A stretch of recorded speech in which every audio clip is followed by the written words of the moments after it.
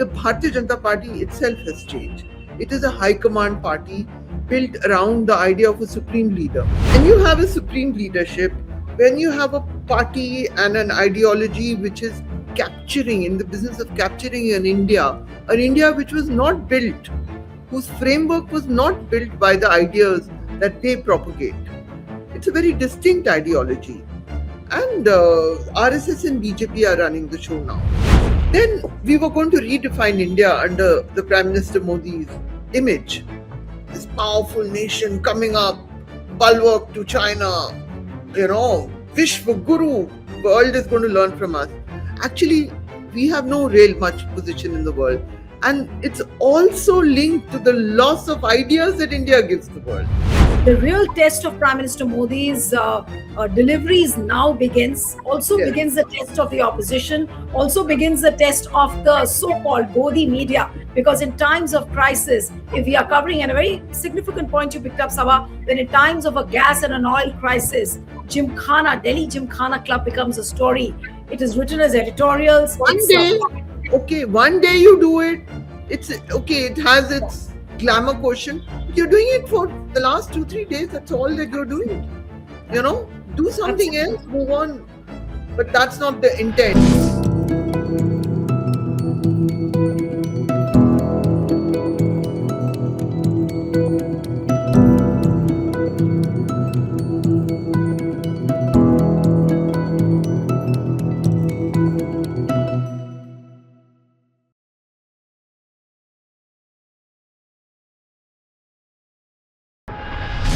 Hello and a warm welcome to HW News Network, your one-stop show, truth be told, for some engaging and thought-provoking conversations.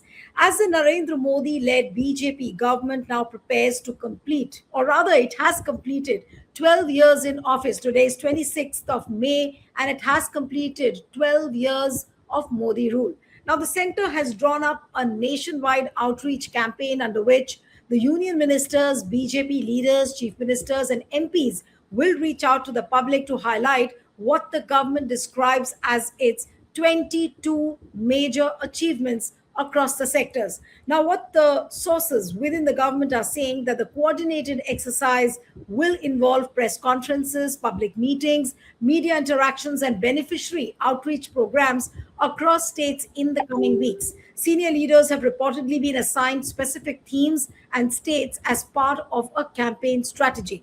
Now, there are three categories under which these programs have been drawn. I'll just tell you that, and then we get on to a critical analysis of the 12 years of Modi rule. Now, under the Lok Seva category, that's the first category. Under the Lok Seva category, the government plans to highlight initiatives related to welfare of the poor, farmers, the middle class, and the healthcare services. The second pillar, Sashakti-karan, that is empowerment. It will focus on women empowerment, youth empowerment, welfare of deprived sections, and farmer empowerment. The third pillar, Rashtra Nirman, that is the nation building. This segment includes themes such as economic development, infrastructure expansion, science and technology, ease of doing business, ease of living, and development of the northeastern states. Then there is another pillar which is called the Rashtra Pratham, that is nation first category. The government will focus on issues including national security, foreign policy, counterterrorism measures, and action against Naxalism. And of course, there is a fifth pillar also, which is known as Virasat Bhi, Vikas Bhi. That is the development of the heritage along with the development of the nation, which includes issues like environment, culture, wildlife protection. So this is the entire roadmap of the programs which have been drawn up for the next few weeks, rather, where, as I told you, there'll be press conferences. But if you look at the honest analysis of these 12 years of Modi rule, how would you scale him on, how would you rate him on a scale of 10? And has Modi really brought Achhe Din to India? We'll try and discuss this. Joining me this evening is author, veteran journalist, and political commentator, Saba Naqvi. Thank you so much, Saba, for joining. And of course, the first question is, to begin with, the 12 years of Modi government, the entire lot of programs have been lined up. Does this look like a propaganda, or is it real reaching out to the people with a proper development map? Thank you for having me, Neelu. First of all, I was there at the swearing in of Prime Minister Modi when he became the Prime Minister for the first time on a hot day in May. And just to compare with the swearing ins that I had covered of the Vajpayee era, there were small affairs in one corner of the Rashtrapati Bhavan. This was a huge affair. And if you recall, all the leaders of the SAARC countries were called. Nawaz Sharif came for that. There was a lot of excitement at that point. So it seemed Modi came in with in a very different world that we are now living in, and he put out signals on that day at least of a different time, and it was a moment of history. We were watching something where the big transition that had taken place was India was shifting from a long era of coalition rule, which is almost not exactly 30 years, but just a few, almost 3 decades, and single party rule had returned with a controversial chief minister of Gujarat becoming the prime minister of India and winning a mandate. So, if you ask me what has changed in India, let me just get into that. Is that so? We have that change, even though in 2024 we technically shifted out of simple single party rule, and the Bharatiya Janata Party actually lost a lot of seats, and we can talk about that a little later. So obviously these programs under various subheads is part of the propaganda, because right now at this point, where we are is that there is going to be an economic crisis which is going to hit a lot of Indians. So the Bharatiya Janata Party would want to promote itself. There are a couple of things which they have done since 2024, which are actually very dramatic in the nature of conducting elections. And but let me just go back a little bit. Since Prime Minister Modi came to power in Delhi, the Bharatiya Janata Party itself has changed. It is a central high command party now, where the writ of two people runs. Having covered the BJP, it was a very open, talkative party. It is no longer so. At the same time, the RSS has benefited so much from his power, from his reign, that I do not buy those stories that occasionally tell you that they will, they're seething. Yes, they do show their unhappiness now and then, as they did during the 2024 Lok Sabha election, because the Bharatiya Janata Party had declared that they don't need anyone but themselves. If you remember, the then president of the party had made statements to that effect, and the party had declared "Ab ki bar 400 par." So let me start with the internal dynamics of what the BJP is. So the Bharatiya Janata Party itself has changed. It is a high command party built around the idea of a supreme leader. Number one, that is one. It is not that they were not charismatic. Even Atal Bihari Vajpayee was a charismatic figure, but he led a coalition. That is the first change that has happened in the nature of the Bharatiya Janata Party itself. But the BJP has expanded geographically in a very dramatic way. Till the 24 election, I'm giving you the political breakdown. In 2019, the BJP, when it won an even larger mandate, that is when they came out with legal certain laws and structural changes in India. That is when they brought out the CAA. That is when they changed the nature of Kashmir, the Jammu and Kashmir. It happened right after the 2019 election, which was fought in the context of the Pulwama attack and India's strikes in Balakot. Pulwama cycle, it was a war election in a sense.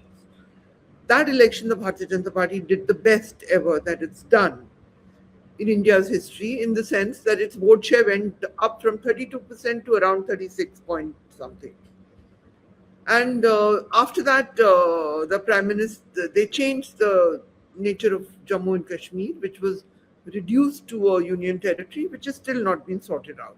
And there was about a curfew for a year, and various leaders were put into jail. So let's put that aside. Legally, also, they brought about the CAA, which led to the Shaheen Bagh protests. After that, that after that there was Corona, which disrupted everything when the Prime Minister advised us to bank thalis and and for people to go home, and they stopped all road, they stopped all movement of trains, and all Indians had a very traumatic time. But oddly enough, the BJP never paid the price for that. There have been two mass exercises in the Modi era when people have been given so much pain. First was on November 8th, 2017 or 18, when the demonetization was declared. And it was so shocking to all of us that I drove down as a reporter to Meerut, which is a hub of making fabric and cloth. And people were just on the road standing in lines because entire small scale enterprises were being destroyed. And he did that. And then the manner in which the COVID lockdown was declared, the manner in which people walked home, died going home, lost work, left cities, poured out, all of that. There were two mass exercises which were statements by the Prime Minister. You know, bank thalis, go home, do this, money is ended, your notes are worthless. But in both those cases, what I found very interesting is to examine there was no political price to be paid. Soon after demonetization, the Bharatiya Janata Party won the state of Uttar Pradesh. Not just Lok Sabha seats, they won the state of Uttar Pradesh for the first time. And likewise, after the corona, there doesn't have to, seems to have been a price that they paid No, but after if you look death. at, I mean, I'm glad that you put out that sequence of events, and the public also now can recall, our audience would recall as to what the journey of Prime Minister Modi's rule has been. But this is also a very startling reality that Modi has not paid an electoral price for any of the wrongdoings as perceived in the eyes of the people, whether it was COVID, Yeah, whether so it that's what I'm getting to now. So when you have a supreme leadership, when you have a party and an ideology which is capturing, in the business of capturing an India which was not built, whose framework was not built by the ideas that they propagate. It's a very distinct ideology. And RSS and BJP are running the show now. Then I'm just building up and coming to the year 2024, because what happens after that is more relevant now. In 2024, when the Bharatiya Janata Party was so super confident, they declared Ab Ki Baat 400 Par, is when they got a jolt. They got a jolt in losing seats and needing allies such as Nitish Kumar and of the Janata Dal United and Chandrababu Naidu were roped in to get the numbers. Had there not been a startling result in Odisha, where suddenly they got all the 20 seats, or 20 out of 21, it was an extraordinary figure. They would have lost power. The Odisha saved them. Odisha, which is a non-traditional state for them, saved them, saved their government. It was by the skin of their neck. After that, something flipped in the Modi era BJP. Till then, they did well in national elections uh, in 2014 and 2019, but the states were still showing a health of federal parties, regional forces, and all. That is when by that time a certain exercise had already begun in the state of Maharashtra. Very important because of money. It is the richest. It is a state where big capital resides, primarily so. They had already the Shiv Sena, the NCP, and all. The splitting and the ED cases had already begun over there. But the panic of 2024 is when the whole structural aspects of elections, they needed to control that now. They were not going to take any chances with even state governments.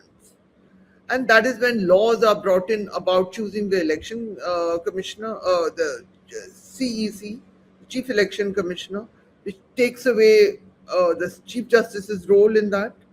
And they do that. And then, in Delhi, let's say they're fighting Aam Aadmi Party in Delhi, they change the laws, which doesn't give them right the ruling up over the bureaucrats. They change the law, so they disable people, they send the leadership to jail. They develop a very, very sharp edge against parties that they wish to defeat. Because 2024 was a shock. They did not get defeated, but if you remember that moment in Parliament, when Parliament reconvenes after the election, they lost the seat of Ayodhya. And there is the Samajwadi Party with its huge contingent. Yes. They lost in the second important state, which we look as a model Hindutva laboratory, was Gujarat. Then it was going to be Uttar Pradesh with Ayodhya, with the Prime Minister's seat in Banaras. His margin of victory came down. Something happened which they were completely shocked by. So then, since then to now, the BJP has decided that the people of India, some people of India cannot be trusted, and we must have a blueprint to ensure that the architecture of Indian elections changes in a way that some people do not have the capacity to defeat us. And that is what is ruthlessly being done.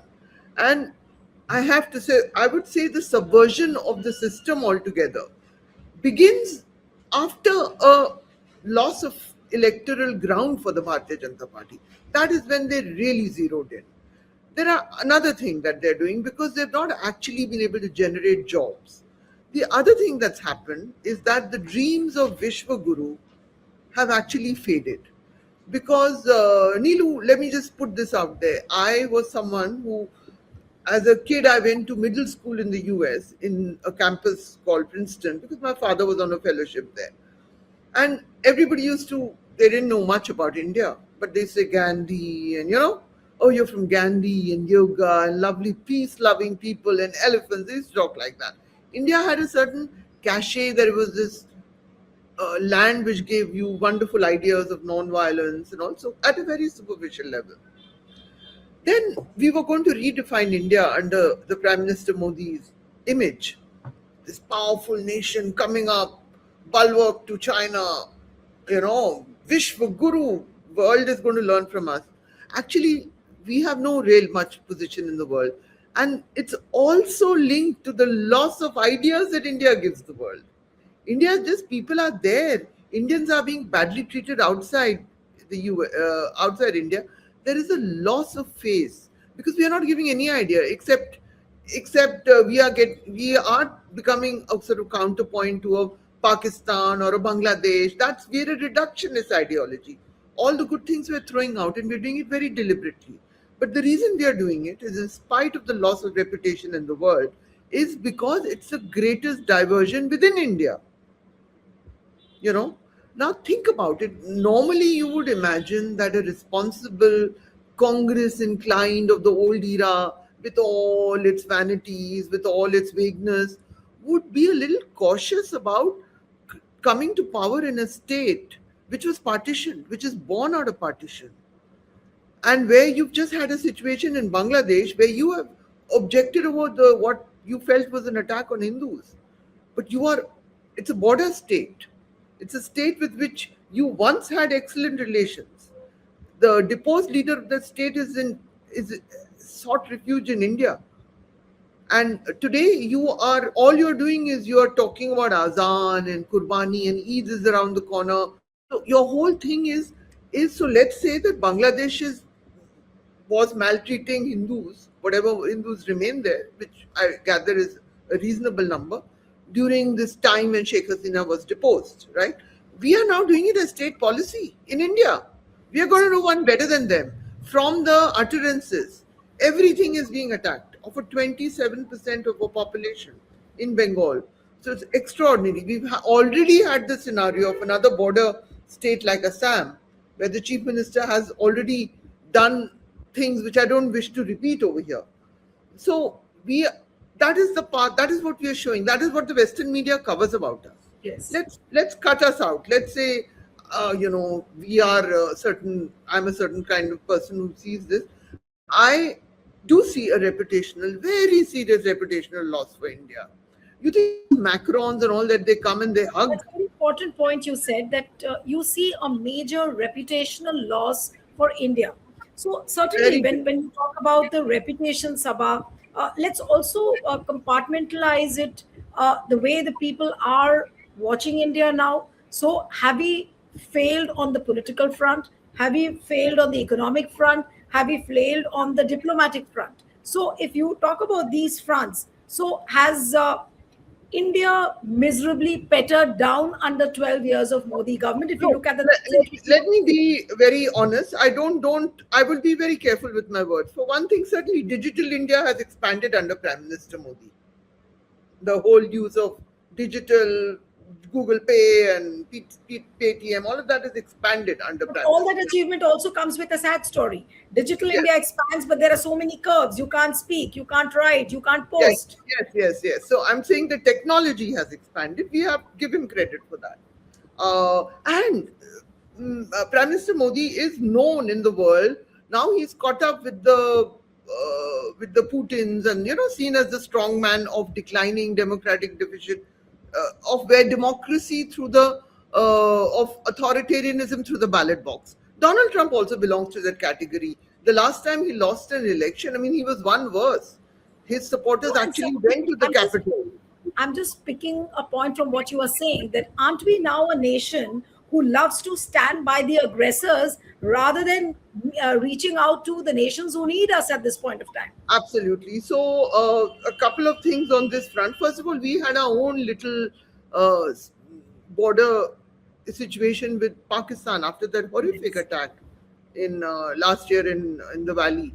We had a border which we called Operation Sindoor, and we couldn't really get the better of a country which is now at the fulcrum. But it would have been okay if we didn't see the prime minister in military jackets and all. He's an elected guy. I mean, I spoke out at that time. I had a problem with that. He was my prime minister. Why did he have to dress in military fatigues? That's the great thing about India is we survived as an electoral democracy, right? So because they were trying to take political points out of it, that's where it backfired. And subsequently, the world in which we were saying China is this great threat, China and Pakistan work together. Russia and China never do anything without each other now. And then when this war on Iran began, Iran, a country with which we have old civilizational links, which your Maidane Jang, all these words, Maidan Jang, all come from Farsi. No, Our in fact, language comes Operation from Sindoor them. as well, Sabah. Look at what happened in Operation Sindoor, and we Yeah, almost looked like a nation which was on its knees. Look at the way Donald Trump came out and said that, oh, there's a ceasefire because of me and all that. So, yes. it So we hasn't were lasted. humiliated. We were They turned humiliated by Donald Trump. That's why we are not treated well by Donald Trump. We were humiliated by him over Operation Sindoor. We were humiliated by him over tariffs. We got no special treatment after this great. The BJP politically used to make such a thing about Modi and Trump. So and then the war begins on Iran, and our prime minister is found in Israel just the day before, which I don't think they must have calculated Iran is going to capitulate, which shows a very poor assessment, a security assessment by them, it was done. However, we've still been able to mend somewhat because the Iranians have turned out to be much smarter than the world, had. They have turned out. They know they have been they have let some oil and so on so forth. And like I said, Maidane Jang, the words are from Farsi, Zindagi, Ishq, all are half the language that we speak. We don't, but we want to deny that, no, because we are on a different trip. After the Delhi elections, when Aam Aadmi Party was defeated, not far from my house, there was a small gathering of the BJP, and I know the local RSS booth agents. I actually heard them say, कि ये मत बोलो मुबारक मुबारक मत बोलो बोलो मुबारक उनका word है so if you're going to मुबारकबादी मत दो हमको बोलो so whatever. So there is all these sort of complex identity things happening with people who want to No, find themselves. I was seeing what Rajnath said, that, Rajnath Singh said that it's been a 12 years of transformative journey. Now, as a journalist and as someone who's watched politics for decades, Sabah, Yeah. how would you see this? Would you call this a transformative journey? No. I mean, they're not talking to anyone. And as someone who covered prime minister's offices, as I said, I was there at the swearing in of Narendra Modi. Because that was my job. I covered Let me tell you, Vajpayee was the more open than the Manmohan Prime Ministership. Vajpayee, I mean, one could talk to him. My office in Outlook was even raided at that time for some reason, but still I could talk to him. I could get quotes from him. I could be included in their, when they used to take journalists when he went for an important trip. It used to be by rotation. It was not a choice like nowadays. Only choice. Two people are chosen to give interviews to Modi. First, he doesn't take them, but that was also by rotation. Agencies used to go, regional press used to get represented. There was a system, there was a method to that system. Oh, and It in was not fact, some even pushy. during Huh? the election time, even during the election time, because you were talking about the interviews given to journalists, even during election times, it's just the chosen ones who are doing the interview of Amit Yes, Shah and yes. Prime Minister Modi. Yeah, it's now just the TV channels. There are a lot of people from the TV channels who go there and the sort of bhakt media, what is also referred to as the bhakt media gets the interviews, which there are no hard questions. They look adoringly. It's embarrassing. It's embarrassing. Manmohan Singh, I remember at a press conference, I got to ask a question, you know, and that at that time, and forget the prime minister is not he. This was a form that he developed in his years in Gujarat, that of not talking to the press unless he chooses to use them. But the media, the this media, we just belittled it, but it's had a great role in spreading hatred across society.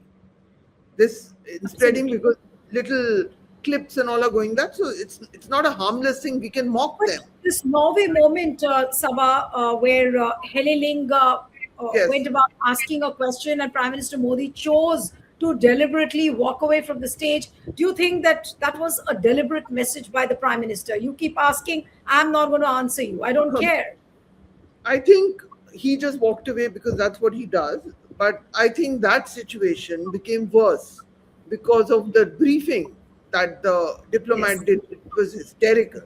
I will say one thing. She asked a question she had every right to ask, but so many Indians are ready to ask the same question. We don't have to hold her up as somebody who's going to teach us. Yeah. Give us a chance. We are ready to. She was great. She asked the question and she persisted with it. And she should not have been attacked. You know, the only problem where I have a small discomfort is with I don't need a journalist of another country, of another race, to tell us about journalism because we are damn good journalists sitting right here who are all ready with all our questions. There is an issue there that I have, we will tackle it ourselves. I don't need to complain outside. We can, of course, the Western press picks up, but I would like to tackle these matters in house, in my country, in my languages, whatever they be. That's it. And there are so many great journalists in India. You know, there is Yeah. so much great commentary still, though the attempts to shut it down, they have so many people have lost jobs in the traditional media. They're doing it through podcasts, but they're still doing it, and Absolutely. audiences are shifting to them. Neelu, audiences are shifting. At the same time, there is no doubt that the traditional television format, the Godi media, it continues to wallow in communal hatred, glorification of the prime minister. What are their pet themes? Glorification of PM, Hindu versus Muslim, Congress versus BJP, with always all advantage given to the BJP, national versus anti-national. Now right now the Gymkhana Club has been thrown in the middle. Can you imagine a country where there have been 4 price rises of petrol, Yeah. which is understandable? It has happened. The rupee is devaluing. We are discussing a club.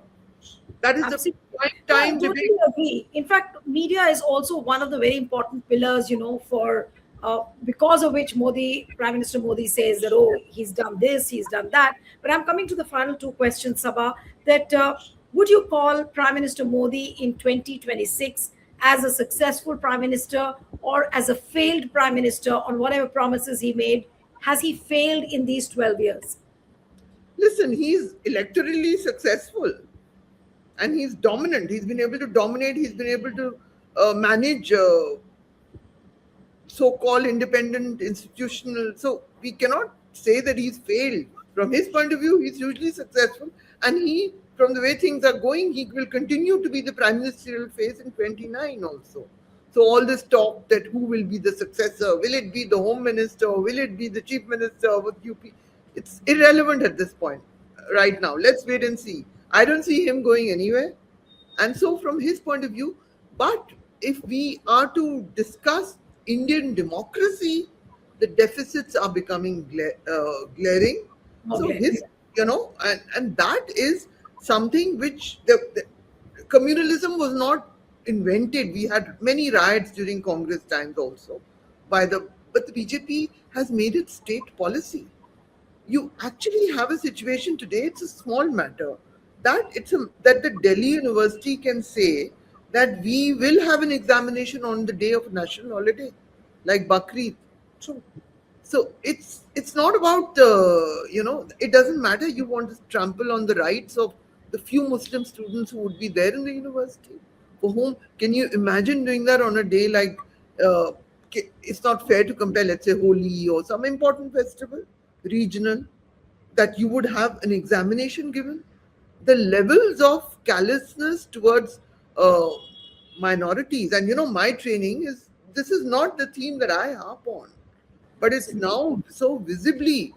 I'm a political analyst, and now it's so visibly part of the statecraft that this is designed to satiate the appetite. When you can give no jobs, you give the mob something to hate. Yeah. It's as No, simple as right, that's true. And coming to the last question before I wind up, I would want you to give one advice to Prime Minister Modi because it's important that journalists have been giving a lot of advice to the PMO. PMO in the past has paid heed and they've given ears to what senior journalists have been saying, and which is why I find this occasion very important. And Saba, since you've been part of the PMO coverage often and you've seen it from close quarters, what would you like to tell the Prime Minister on the completion of these 12 years? I would say that the country suffers reputationally when there is hate speech by elected chief ministers by of his party, and I think he would gain stature if he puts a stop to it on the borders of India. Yes. You have two chief ministers, and may he look back to that date when he got sworn in, when I was there as a reporter on a hot day, when we realized Indian politics was shifting on its axis, when he called all the leaders of South Asia. Narendra Modi issued an invite to all the South Asian leaders to attend his first swearing in. Let's remember that legacy. Let's remember there is also virtue in peace. And that will only, you have to ramp down the signaling. That would be my advice. And we I hope. would then get stature. He's not going to get it by just. Do you think that all those European leaders that are regularly going and they're being hugged, do you think that they're actually Macron and so on? I mean, there are business deals to be struck, sure. Absolutely. You know their language and their thought processes of what are going on in Spain, the articulation, or even in the UK. Do you think I that know, they actually. in fact, the most recent example was a meeting between Xi Jinping and Donald Trump. I didn't see any diplomacy over there. They maintained a distance, talked hard, and then they just went away. Yeah. The Chinese, they make very small claims and they do big things. We take a small thing and we just blow it up because for the political messaging. And I think the big problem is also economic, which I've not really addressed it, is our failure to create jobs, which will now get Absolutely. because of this war in the attack on Iran and the situation with Hormuz. That is now playing on our ass. We didn't create that, but it's going to hit us very, very hard. Absolutely. You know, Absolutely. that's hitting us hard, Right. and that's going to In hit the fact, poor. that the real test of Prime Minister Modi's deliveries now begins. Also Yes. begins the test of the opposition. Also begins the test of the so-called Godi media. Because in times of crisis, if we are covering, and a very significant point you picked up, Sabah, that in times of a gas and an oil crisis, Gymkhana, Delhi Gymkhana Club becomes a story. It is written as editorials. One It's day, okay, one day you do it. It's okay. It has its glamour quotient, but you're doing it for the last 2 3 days. That's all that you're doing. absolutely, yeah, Do something absolutely. else, move on. But that's not the intent. And the other point is also these restrictions, this shutting down the social media feeds of cockroach Janta Party. We were free, we that's one thing one loved about these just it's crazy to my mind that we should do that, you know. Absolutely. Okay, so on this note, we'll end this program. Thank you so much, Saba. It was lovely talking to you. Thank you very My much. pleasure entirely, Neelu. All the very best. Huh? Bye. Thank you. Thank you.